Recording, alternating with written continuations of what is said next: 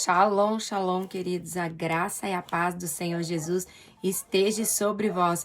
Seja muito bem-vindo ao nosso Café com Jesus de hoje. Então, nós já vamos amanhecendo, né? E vamos tomando posse desse dia na presença do Espírito Santo de Deus, tendo aqui revelações diárias do Espírito Santo para que nós possamos ter uma vida de êxito, para que nós possamos vencer as guerras na nossa vida, as batalhas espirituais e que o Espírito de Deus venha nos dar toda a direção necessária para que nós possamos avançar a cada dia mais no reino de Deus. E tudo isso se dá mediante o quê? A meditar na palavra de Deus, na escritura sagrada de Deus. A palavra de Deus, ela tem o poder para nos transformar, para curar, para nos limpar, para nos purificar, para preparar a noiva de Cristo para o encontro com o noivo. Ao meditar na palavra de Deus, nós estamos crescendo espiritualmente, estamos alargando o nosso odre espiritual. Quando nós vamos olhar para a passagem das 10 virgens e que nós vemos que 5 delas eram prudentes porque tinham o azeite necessário para acenderem a sua lamparina à espera do noivo, mas 5 delas eram imprudentes e o azeite delas era muito pouco. O que elas tinham armazenado para aquele dia tão especial era muito pouco e não foi o suficiente para que elas pudessem aguardar a chegada do noivo e assim elas acabaram perdendo ali, então, a entrada do casamento com o noivo, acabaram perdendo a festa do casamento e ficaram para o lado de fora porque a porta foi fechada. Mas o que é o azeite? O azeite é a intimidade com Deus, a intimidade com o Espírito Santo de Deus, que é o que nós estamos buscando aqui dentro desse devocional. É sermos íntimos de Deus. Cada vez que nós estamos aqui meditando, quando você lê a palavra, quando você ora, você está armazenando um pouco mais de azeite na sua botija. Amém? Então eu quero orar com você antes de começar. Meu Deus e meu Pai, no nome e na autoridade de Jesus, eu chamo aqui a presença do Espírito Santo de Deus.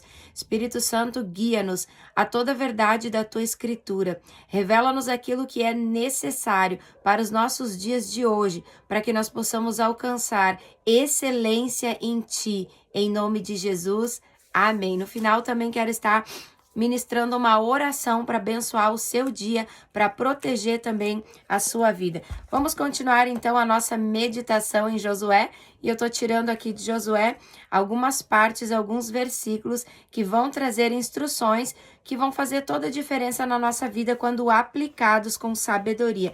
Josué capítulo 6, versículo 16, parte B, diz assim: Josué disse ao povo: gritem agora, o Senhor Deus está entregando Jericó a vocês. Olha só a instrução que Josué recebeu de Deus, que naquele momento, na 7ª volta do 7º dia, era para eles gritarem bem alto, porque naquele momento que eles gritassem, Deus estaria entregando a conquista de todo o território da cidade de Jericó. E no 6, capítulo 6, versículo 20, diz assim: então os sacerdotes tocaram as cornetas. Logo que o povo ouviu esse som, gritou com toda a força e a muralha caiu. E todos subiram, entraram na cidade e a tomaram. Amém? Quando ele fala que eles tocaram a corneta, ele está falando do chofar. O chofar é um instrumento tanto de guerra, como também é um instrumento usado para adoração. Aqui, o chofar está sendo usado, né? Soldados foram na frente da Arca da Aliança, era a ordem de Deus, tocando o chofar, que é um instrumento aqui de destruição, de tomada de território. Para vencer guerras espirituais, o chofar também ele é usado. Então, nós vamos ver em toda a trajetória de Josué, há uma conquista, há uma promessa, que é a terra prometida. Eles precisam conquistar essa terra, só que existem aqui diversos obstáculos para que eles chegassem aqui nessa terra. Então, nós vimos ontem a passagem pelo Rio Jordão. Passar pelo Rio Jordão foi um obstáculo muito grande, onde nós acompanhamos ali, quando o Rio Jordão foi seco, sinais e maravilhas. Existe ainda hoje o dom de sinais e maravilhas? Sim. Existe ainda o dom de sinais e maravilhas, que é aquele dom também que a perna cresce, que o braço cresce, é o dom de sinais e é o dom também de maravilhas. E quando eles passam pelo primeiro obstáculo, quando a gente vence o primeiro obstáculo na nossa vida, a primeira dificuldade, aquele problema tão grande, aquilo que parecia ser impossível, que a gente vai colocar tanta força, tanto empenho, nossa, aí a gente venceu, diz, graças a Deus vencemos, chegamos aqui do outro lado, oh glória, agora a gente vai descansar, agora vai ter um tempo de tranquilidade, de bonança no Senhor. O descanso deles foi muito pouco. Agora vem uma nova batalha, não terminou. Esse era só o começo daquilo que eles estavam por ter que enfrentar para conseguir conquistar a terra. Então não houve assim um ufa, até que enfim, não. Eles não tiveram nem tempo para parar assim e para poder descansar 1 mês, 2 meses, né, 7 semanas, não. Eles já entraram em uma outra batalha. Agora vem mais um obstáculo aqui na frente, que é o quê? Chamada muralha de Jericó, que eu preciso conquistar Jericó. Conquistei o primeiro obstáculo, agora eu vou para o segundo obstáculo. E isso é uma coisa que as pessoas muito têm me questionado. Pastor, a gente termina mal uma luta e agora já tem uma luta maior. Nessa terra a gente não descansa nunca, a gente nunca tem paz o suficiente. Então, queridos, essa é uma realidade. Nós estamos em guerra. A Bíblia fala, por isso nós precisamos vestir as armaduras de Deus para estar firme contra os contra-ataques do inferno. Então a gente sempre tem que entender que nós estamos em guerra. Todo tempo vai se levantar um obstáculo. Tudo aquilo, o Espírito Santo manda dizer para você que tudo que você deseja conquistar traz consigo já um obstáculo. Ah, eu quero ser um grande empreendedor.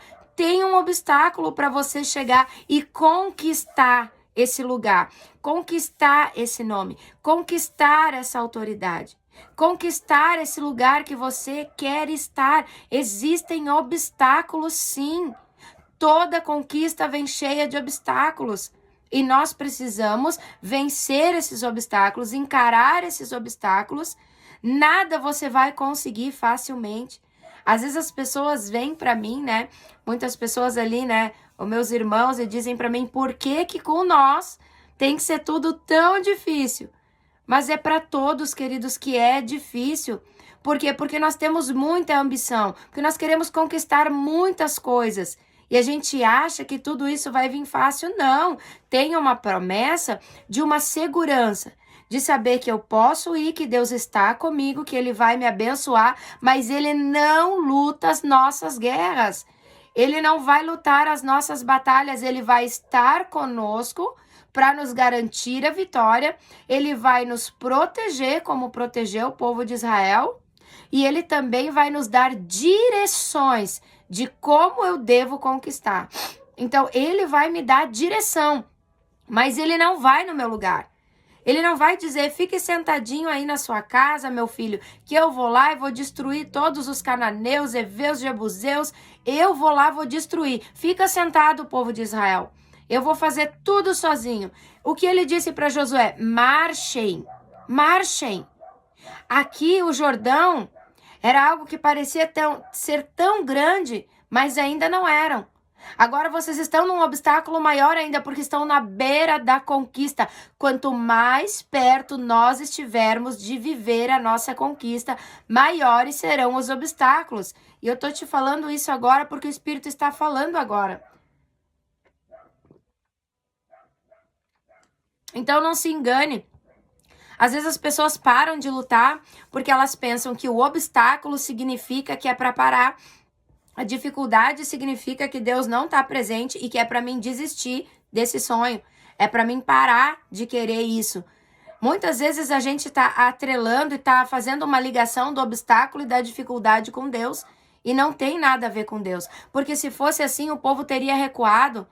Porque em nenhum momento, queridos, eles vão ter paz quando eles vão entrar dentro da terra. Mas enquanto eles não conquistaram, eles estão em batalha, batalhas constantes na vida deles.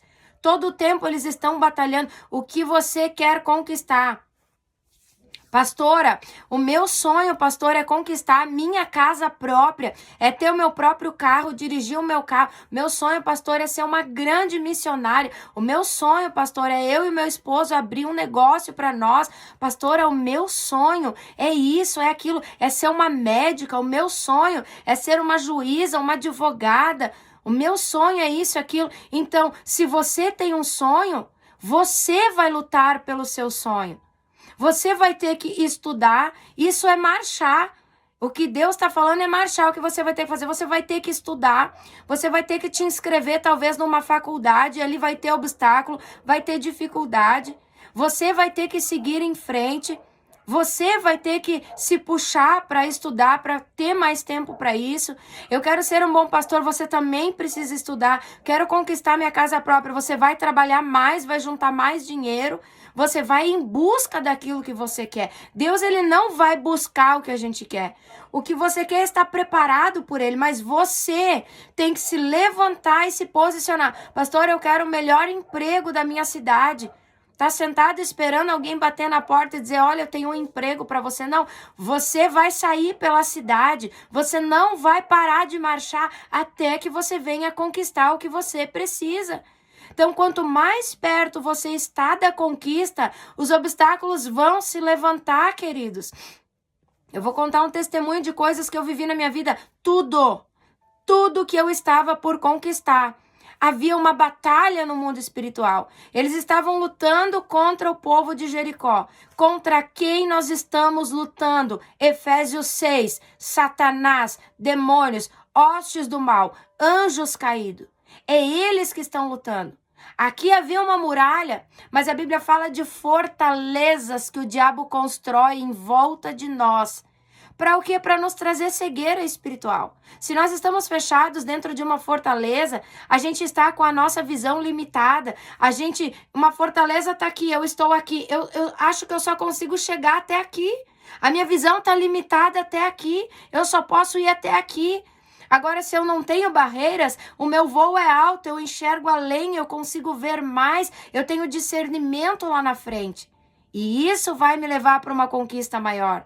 Mas o inimigo, ele constrói aqui fortalezas, muralhas, para nos impedir de viver o propósito que a gente tanto deseja. Então, todas as vezes que eu fui conquistar algo, eu tive que destruir uma fortaleza. Onde estão essas fortalezas? Muitas vezes na mente. Muitas vezes o inimigo coloca fortalezas na mente dizendo assim, mas você nem é tão inteligente. E se você não tiver dinheiro para pagar aquele curso para conseguir entrar na faculdade? E se você não conseguir passar? E se não der certo para você? E se ninguém te apoiar? Aquele obstáculo é grande demais. Então, às vezes, a fortaleza que nós estamos lutando é contra nós mesmos. É contra os nossos próprios pensamentos. Outra fortaleza que o inimigo levanta para nos paralisar é a falta da fé. Quando ele consegue roubar a fé do nosso coração e a gente acaba achando que a gente não vai conseguir. Será que Deus está comigo? Será que Deus não está comigo? Amém, queridos? Eu recebi umas mensagens de uma pessoa que dizia, eu acho que Deus se esqueceu de mim. Por quê? Porque está numa batalha grande, está numa luta grande, queridos. E às vezes acaba achando que há ausência de Deus. Mas a luta e a batalha não significa a ausência de Deus. Deus está lá, Deus está trabalhando. E cada vez que eu fui conquistar algo, quando eu decidia e quando a minha boca declarava que eu queria conquistar algo, eu já entrava numa batalha enorme, batalhas grandes, queridos. O que é essa batalha, pastora? Pode ser um problema dentro do teu casamento. Do nada, o inimigo, ele entra ali dentro do teu casamento, começa a dar briga, começa a dar discussão, você começa a ficar numa tristeza, numa angústia, sente raiva um do outro. Essa é uma batalha de conquista. Pode dar um problema lá no seu trabalho, algo está acontecendo e aí o seu chefe vira as caras para você, você começa a ter medo de ir para a rua daquele emprego. O inimigo pode também tocar na sua situação financeira. Ele pode tocar assim. O que significa isso? Nós começamos, queridos, essa batalha aqui No mundo físico, quando a gente diz que vai fazer algo, quando a gente está disposto a fazer algo, e ela se intensifica no mundo espiritual. Os demônios começam a trabalhar no mundo espiritual. Então, se a sua vida e a minha estão alinhadas em Deus, se não tem brecha aberta, porta de pecado, a Bíblia diz que o inimigo não pode tocar em nós, mas ele vai tentar tocar naqueles que estão na nossa família que tem legalidade aberta. Tá entendendo como funciona? Então o inimigo, ele vai tentar agir ao teu redor para roubar a tua paz. Aí ele vai lá, toca naquele filho que tá com uma legalidade aberta. Ele vai lá, toca no cônjuge que tá com uma legalidade aberta. Ele vai tentar tocar em outras coisas porque ele não pode tocar em você. Quando ele toca em você, se você tem uma legalidade aberta, ele vai tocar na tua saúde, ele vai tocar no teu emocional, ele vai tocar no teu espiritual, trazendo frieza espiritual, te levando para longe de Deus. É assim que acontece. Então, tudo que a gente vai fazer, o inimigo vai trabalhar contra, para que a gente não consiga conquistar. E aí que nós temos que entender que eu consigo hoje discernir que quanto maior é a batalha, é porque maior é a vitória. Maior será o sucesso na nossa vida. Porque senão o diabo ele não vai perder tempo com quem não vai chegar a lugar nenhum. Preste bem atenção. O diabo não vai perder tempo. Quando ele olha para uma pessoa e sabe, essa daí diz que vai fazer, mas no fim já conheço, ela vai iniciar e vai parar no meio do caminho. Procrastinação. A pessoa, tudo que ela inicia, ela para no meio do caminho. Ela não vai para frente com nada. Tem pessoas que o diabo trabalha assim, espírito de Belfegor, tá agindo nessa vida. A pessoa procrastina tudo. Eu vou iniciar agora um devocional todo dia. Faz um dia, amanhã diz, vou fazer depois de amanhã. Não, vou iniciar semana que vem. Aí semana que vem faz mais um dia e diz assim, não, essa semana, esse mês tá complicado, mas agora, o mês de junho, eu vou todo dia, vou orar e vou jejuar.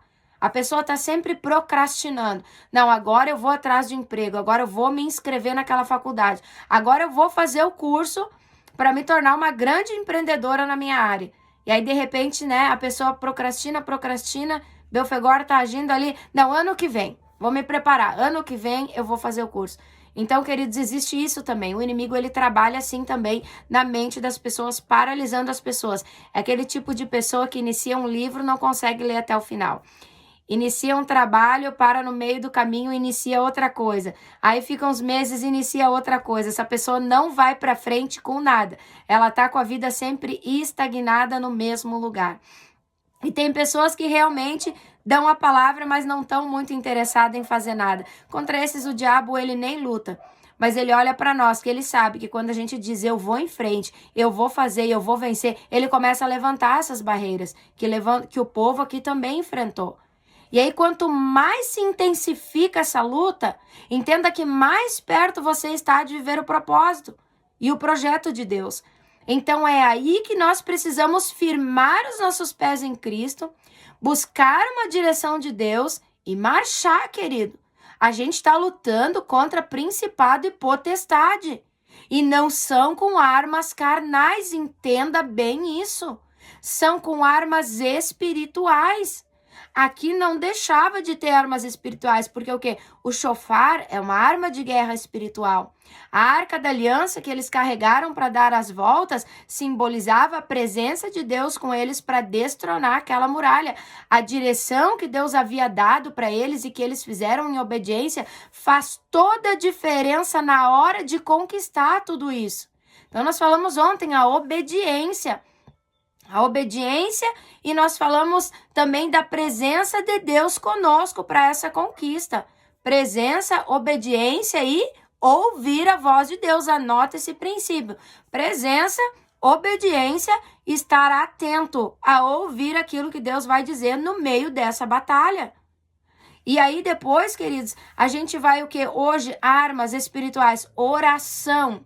Jejum vai derrubar essa muralha. Fortaleza na mente, palavra de Deus. Quanto mais eu tiver inserida na palavra de Deus, mais a minha mente vai se tornar a mente de Cristo. Mais o nível da minha fé aumenta para conquistar e derrubar a muralha e o obstáculo. Mais a minha fé aumenta em Deus. Quanto mais eu oro, mais direções proféticas eu tenho da parte de Deus, mais revelações de como me posicionar diante da luta eu tenho diante de Deus. Pastora, minha luta é no meu casamento, é o que eu preciso conquistar isso. Então, direções proféticas vindas de Deus. Como eu devo me comportar daqui para frente, quando eu devo falar, quando eu devo agir, quando eu devo avançar, quando eu devo parar. Tudo isso Deus falou aqui com o povo para conquistar Jericó. Ele deu a instrução: primeiros 6 dias vocês vão na frente da arca tocando, os profetas vão ir, os sacerdotes vão ir tocando então o chofar, a arca da aliança vem atrás, os soldados vêm atrás. Olha, tem um posicionamento exato para cada tipo de luta, para cada tipo de guerra. Mas como saber, pastor, o posicionamento que eu devo tomar para o tipo da minha guerra? Deus. É Deus quem vai te dar as armas de guerra. É Ele quem vai te dar o posicionamento. E isso eu preciso buscar nele. Ele disse para Josué: 6 dias vocês vão marchar assim. Como? Boca fechada, em silêncio. Tem guerras que vão ser vencidas, vão iniciar em silêncio. E depois Deus vai dar a oportunidade de falar. Eu quero ganhar meu marido para Jesus. Eu quero ganhar meu filho para Jesus. Tá lá batendo boca. Ora, jejua, usa as armas, tá marchando, mas tá sempre batendo boca. O filho e o marido nem querem saber de Jesus. Porque se ele olha pro lado, você diz: a Bíblia fala que é pecado, você vai pro inferno. Ninguém quer saber de Jesus. Então, guerras, às vezes que a gente luta silenciosamente, boca fechada, ora, jejua pelo teu marido, pelos teus filhos, jejua lá pelas pessoas que você quer ganhar para Jesus, não aponta os erros, fique quieto, deixa Deus trabalhar. O tempo do silêncio é o tempo que você cala e o Espírito trabalha. Nós precisamos aprender a falar menos e a deixar Deus falar por nós. Nós precisamos aprender a falar quando Deus nos der uma ordem de comando e a gente sente no espírito que o campo está aberto e que agora eu posso falar, porque se eu falar antes eu vou desconstruir aquilo que Deus estava começando a construir no silêncio. E aí a gente quer falar, a gente quer se expressar, mas eu tenho que falar, senão eu vou guardar, vou ficar engasgado. Eu tenho que falar porque eu sou faca na caveira, assim como veio vai. As coisas no reino espiritual não são assim. Quem quer andar na direção de Deus precisa estar disposto e preparado para fazer segundo a direção de Deus. E aí tem momentos que você está vendo um problema lá na sua igreja, está vendo algo que é inaceitável lá ou no teu trabalho, que se você falar para o chefe ou para o seu líder espiritual, vai dar problema. Ele está orgulhoso, não vai aceitar. Ele está sendo manipulado por outras pessoas, ele não vai aceitar, não vai dar certo. Então, eu vou orar para destruir as muralhas e as barreiras que estão em volta deles, os sofismas que o diabo construiu, e vou me calar, porque quando aquilo for destronado, vai chegar um momento que eu vou poder entrar e falar, e vai ser bem aceito, vai haver mudança de vida, vai haver transformação de vida. Não jogue as suas palavras ao vento.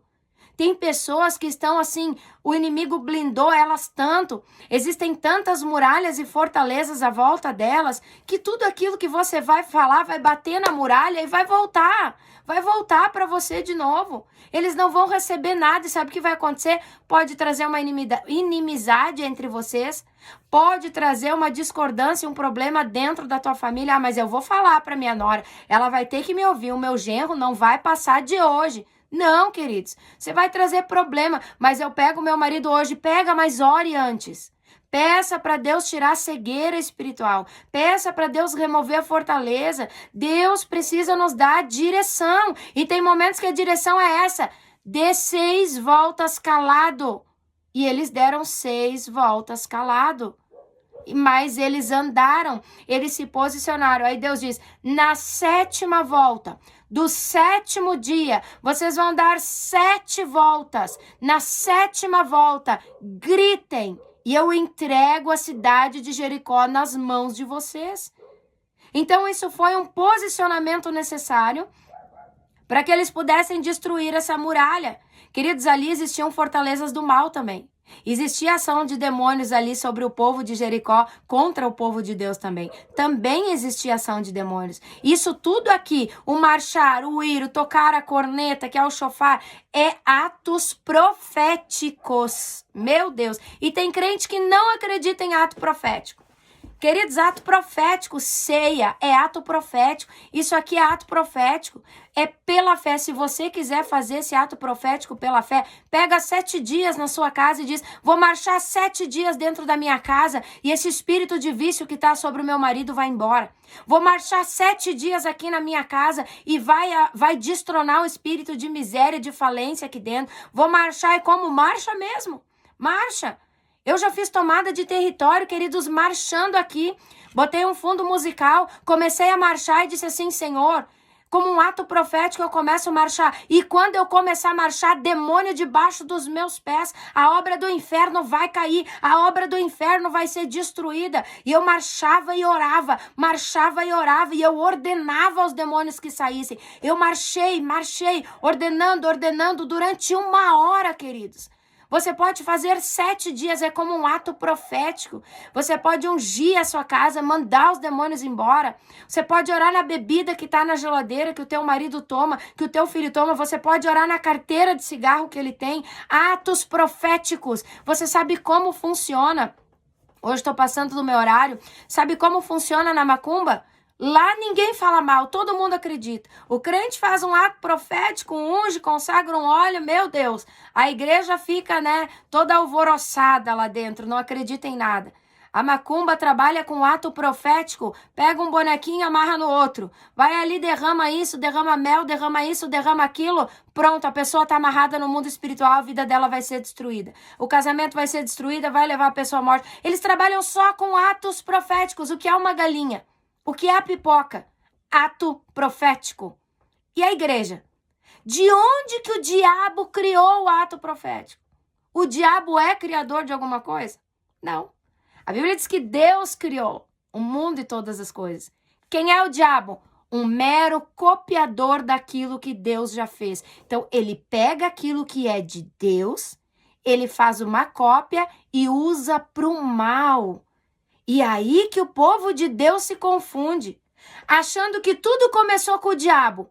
Ele inventou o ato profético, ele inventou o caído pelo poder, e a igreja é uma cópia do diabo. Faça-me o favor, aleluia!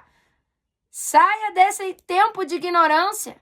Começa aqui, Deus criou todas as coisas. O diabo copiou todas as coisas. Deus diz que é para ungir os umbrais da porta com sangue. O sangue de animal, o diabo pega e derrama sangue lá na macumba para amarrar a vida de alguém para a morte. Sangue é usado para feitiço de alto nível de destruição.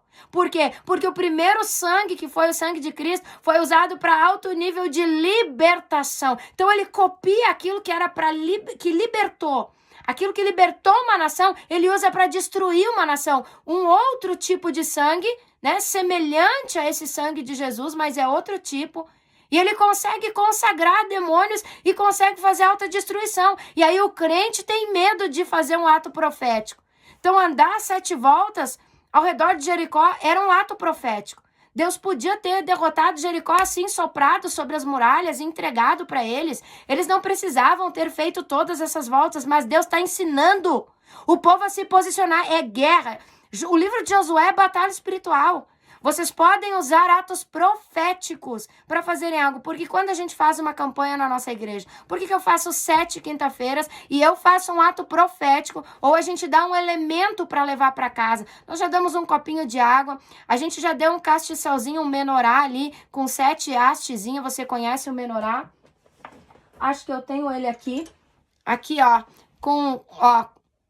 E aí a gente colocou óleo aqui dentro, entregou para você ungir lá na sua casa. É um ato profético, mas se eu levar sem fé, não é mais um ato profético. Aí as pessoas creem. Antes de servir a Deus, elas estavam pagando na macumba para trazer um símbolo profético. Paga lá por uma gota de óleo para botar lá no feijão e botar doença em uma família. E aí quando a gente faz um ato profético em Deus, todo mundo diz, mas o que é isso? Leva para casa, joga lá num canto e não dá valor. Amém, queridos? Atos proféticos. Eu vou fazer mais pra frente, vou dar umas aulas sobre, o ungir, o que é o ungir, o que significa os atos proféticos. Eu estou agora, quero dizer para você, gravando aulas agora. O Senhor me permitiu dar aulas. Eu vou começar a liberar aqui pelo canal e comecei aulas sobre o Espírito Santo de Deus. Então eu estou em processo de gravação. Depois eu vou estar gravando, ensinando a fazer atos proféticos também. A igreja precisa usar e precisa destravar. Então quando a gente diz ora, quando eu ensino vocês aqui a orar, eu estou ensinando aqui também. Num dos vídeos do canal, você ungir a sua casa e levantar muralhas de fogo. Queridos, é real no mundo espiritual. Quando a gente diz, pega o sangue do cordeiro, passa na tua testa. Quando a gente faz um ato profético.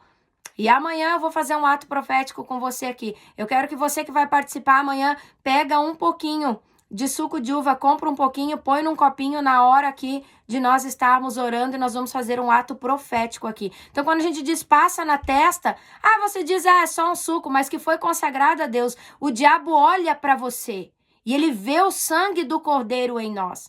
Então, aqui o ato profético foi para ensinar o povo.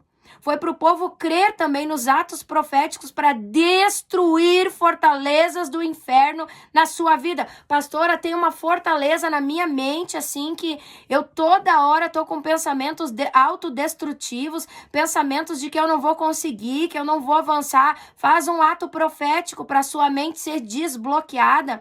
Você pode ungir 7 dias a sua mente. Você pode ler 7 capítulos da Bíblia por 7 dias. Você pode fazer 7 é um número profético usado para batalha. Então você usa o número 7, que é também profético. Amém, queridos? Então, essa batalha não significa que Deus não está com você. E nós já vamos orar. Essa batalha significa que você está perto de conquistar aquilo que Deus tem para você. Então a Bíblia diz que quando eles gritaram, as muralhas caíram. Eles destruíram todo o povo. Por quê? Porque souberam se posicionar antes. Porque eles quebraram a fortaleza antes quando estavam marchando. Quando estavam fazendo esse ato profético, essa fortaleza foi sendo quebrada. Esses demônios que estão agindo ali, queridos, vão ir perdendo as forças. Eles vão ir diminuindo a força deles, que quando chegar no momento de você viver, aí você chega lá para fazer aquela prova decisiva na sua vida e você passa. Por quê? Porque os demônios que agiam foram acuados e amarrados. Eles estão tão fracos que eles não vão conseguir lutar contra você. Não vão conseguir lutar contra o teu casamento.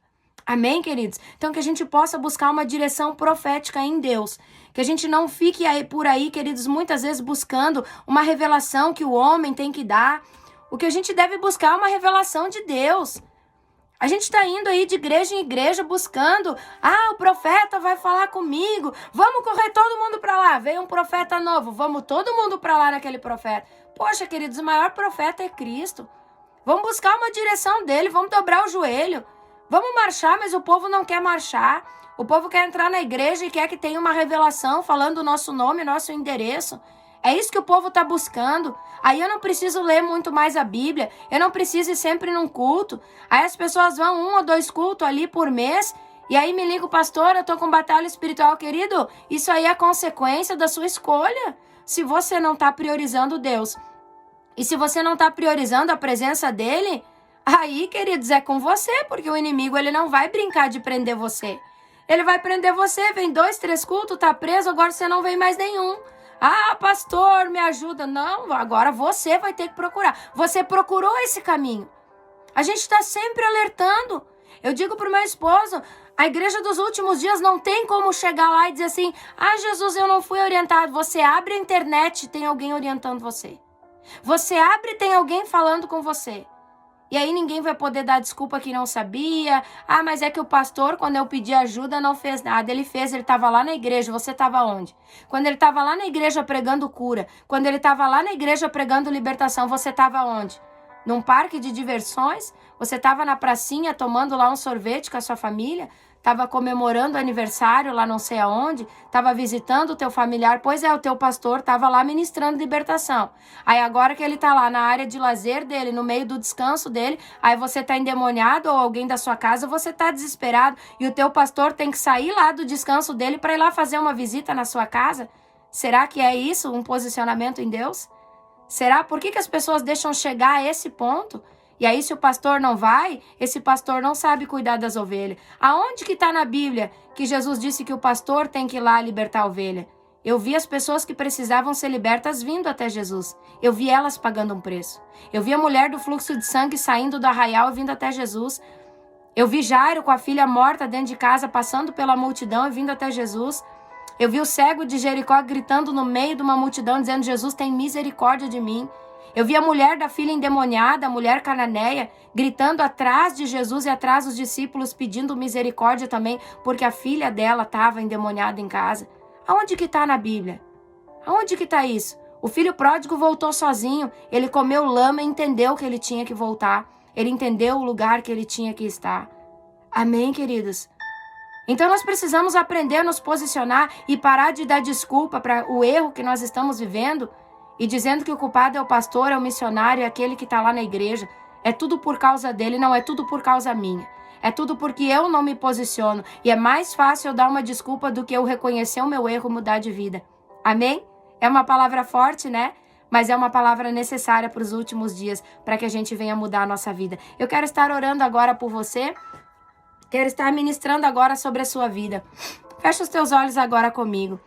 Meu Deus e meu Pai, é no nome e é na autoridade de Jesus Cristo que nós nos colocamos agora, Senhor, na Tua presença e diante do Teu altar. Eu te agradeço pela palavra, Senhor, que o Senhor tem liberado sobre nós, Espírito Santo, nos dando estratégias, nos ensinando sobre os atos proféticos, Senhor. O Senhor ensina aqueles que têm vitória. O Senhor ensina aqueles que buscam a proteção em Ti. O Senhor ensina aqueles que buscam uma direção diretamente de Ti.